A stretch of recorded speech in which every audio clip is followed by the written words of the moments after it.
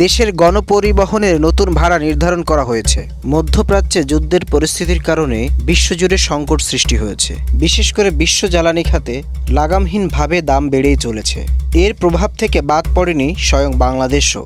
বাংলাদেশেও জ্বালানি তেলের দাম বেশ ঊর্ধ্বগতি, যার ফলে মানুষের দৈনন্দিন জীবনযাপনে বাধা সৃষ্টি হয়েছে। নতুন করে বাস ভাড়া বাড়ল। জ্বালানি তেলের মূল্য বৃদ্ধির ফলে দেশের গণপরিবহনের নতুন ভাড়া নির্ধারণ করেছে সরকার। ঢাকা এবং চট্টগ্রামের প্রতি কিলোমিটারে বাস ভাড়া 11 পয়সা করে বাড়ানো হয়েছে।